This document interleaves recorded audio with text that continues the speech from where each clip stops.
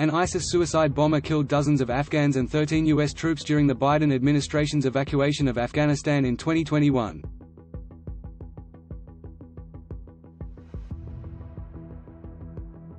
The suspected mastermind of a gruesome suicide bombing during the United States pullout from Afghanistan was killed by the Taliban in recent weeks, U.S. officials disclosed Tuesday, an extraordinary development spotlighting the Biden administration's newfound reliance on a former battlefield adversary to help confront terrorist threats. An estimated 170 Afghans and 13 American troops died in the 2021 attack near the Abbey Gate at Kabul's airport.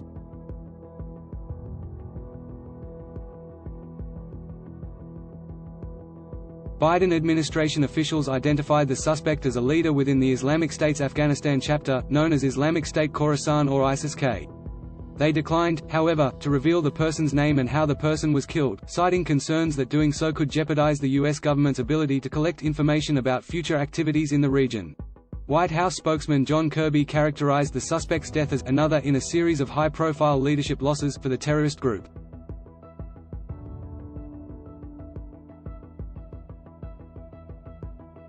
He was a key ISIS-K official directly involved in plotting operations like Abbey Gate, Kirby said, and now is no longer able to plot or conduct attacks.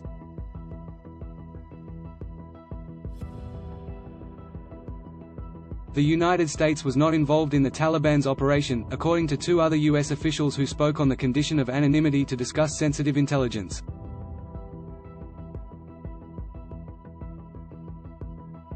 The administration, these people said, developed confidence in the assessment only in the last few days.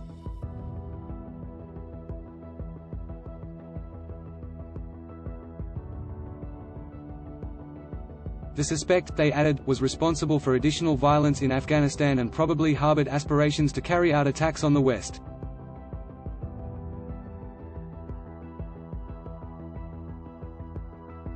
I would emphasize that this development represents the continued counter-terrorism pressure faced by ISIS-K in Afghanistan and beyond, one of the administration officials said.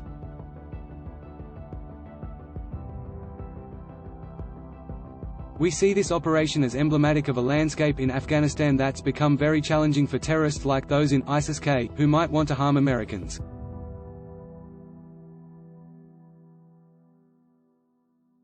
Since the U.S. withdrawal, administration officials have maintained that the Taliban, merciless authoritarians, would serve as a check on terrorist activity in Afghanistan, in line with the agreement reached in 2020 to end the war. Approved by President Biden's predecessor in the White House, Donald Trump, the deal stipulated that Afghanistan must never again become a launchpad for attacks on the West.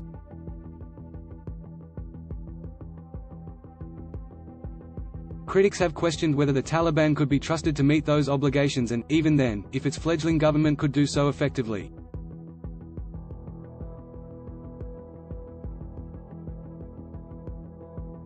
Kirby said the administration had been clear with the Taliban that it is their responsibility to ensure that they give no safe haven to terrorists.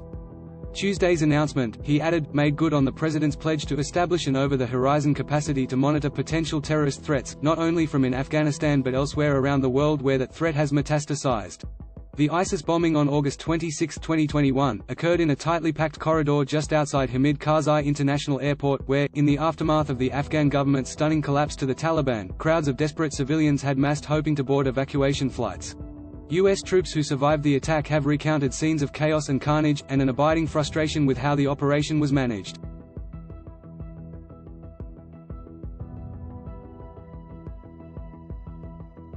The mission relied in part on a hastily arranged agreement in which the Taliban provided security outside the airport while American personnel controlled the airfield itself and oversaw the vetting of Afghans seeking to flee.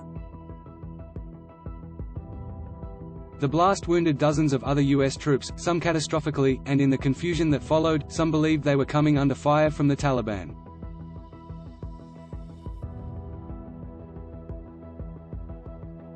Some shot back and responded incredulously when a Pentagon investigation found last year that the enormous loss of life was caused by a single explosion.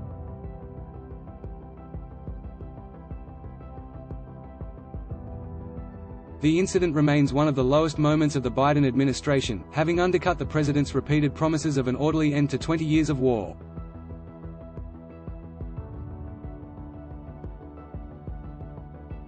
Republican lawmakers, vowing accountability for the bloodshed, have held related oversight hearings since reclaiming the House majority this year, placing blame squarely on Biden and his top national security advisors. The U.S. personnel killed in the Kabul airport bombing include, Marine Lance CPL.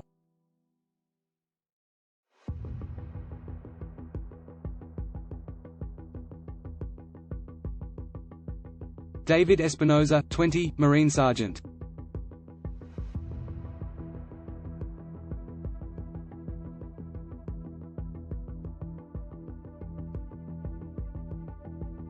Nicole G., 23, Marine Staff Sergeant.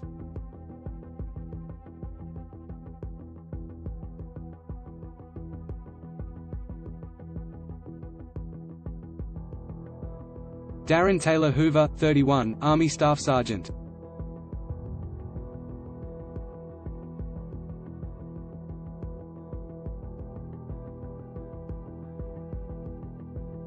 Ryan Nouse, 23, Marine CPL.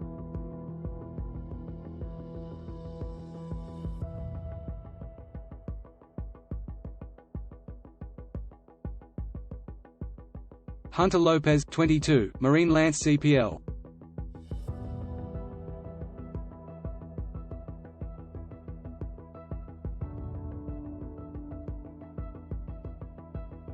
Dylan R. Merrilla, 20, Marine Lance CPL.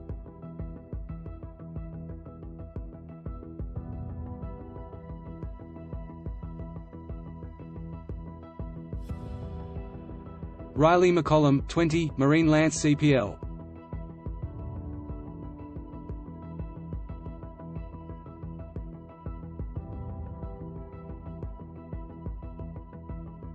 Kareem Nikui, 20, Marine CPL.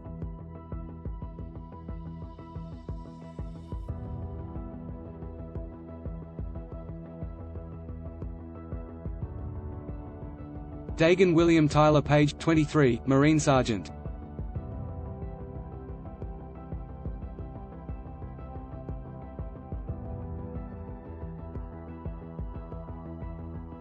Yohani Rosario, 25, Marine CPL.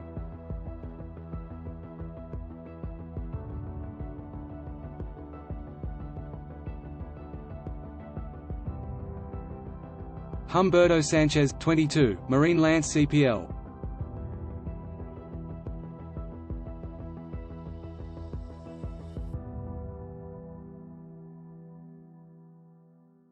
Jared Schmitz, 20, and Navy Hospital Corpsman Max Soviak, 22.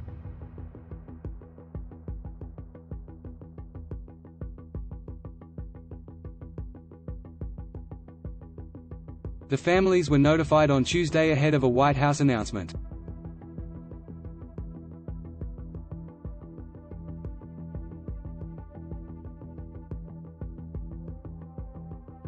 For U.S. troops who survived Kabul airport disaster, guilt and grief endure.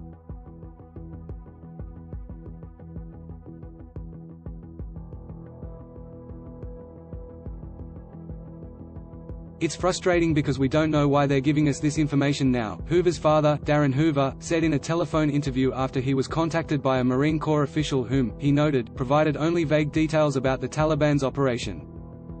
Hoover questioned whether the White House will take a victory lap about the killing and if anyone in the U.S. government will be fired or otherwise held accountable for mistakes made during the evacuation.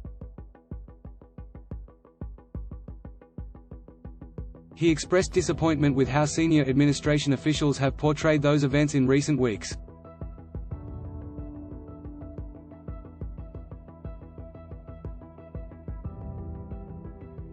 Defense Secretary Lloyd Austin, he noted, told the House lawmakers in March that he did not have any regrets about the operation.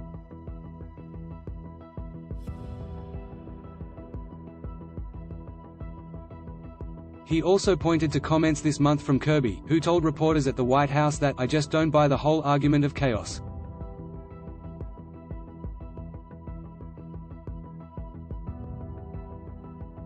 "It's incredible to me that this is the way they're acting," Hoover said.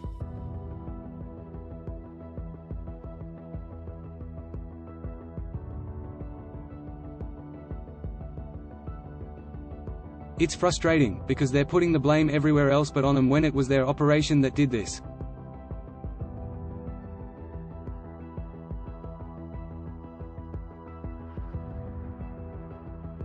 A Pentagon spokesman, Brig.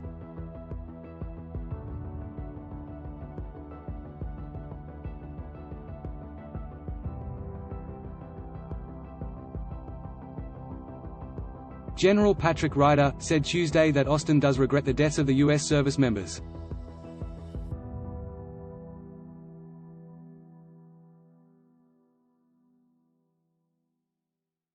When Austin told members of Congress that he had no regrets, Ryder said, he was referring to the manner with which U.S. troops conducted themselves during the evacuation.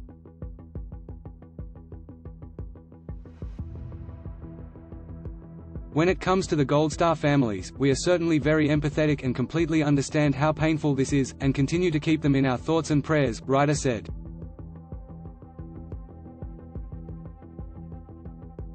Tuesday's disclosure comes days after The Washington Post reported on classified U.S. military documents that detail an alarming rise in the number of terrorist plots being coordinated by the Islamic State in Afghanistan. Those documents describe ISIS operatives there as having expanded their ambitions to attack the West, even as the Taliban, a sworn enemy, continues to target them.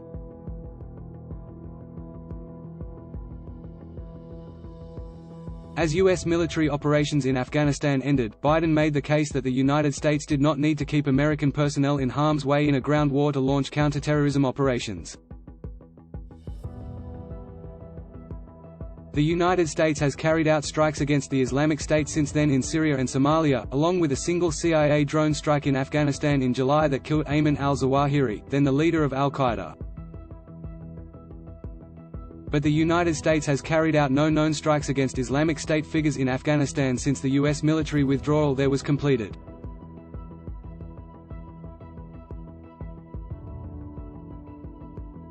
Biden administration officials have made the case repeatedly that the Taliban has been an effective counterterrorism force there, carrying out raids on Islamic State hideouts as ISIS operatives continue to target government facilities and ethnic minorities. On the Taliban side, they have been very public about their wide-ranging and quite intensive campaign against ISIS-K, one of the senior administration officials said on Tuesday.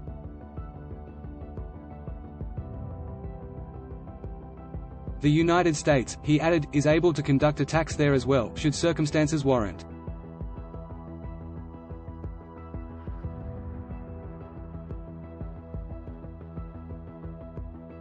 In March, the top U.S. military commander in the region, General Michael Eric Kurilla, warned the House Armed Services Committee that the Islamic State had a stronger presence in Afghanistan than it did a year ago and could be capable of attacks outside the country within 6 months with little to no warning.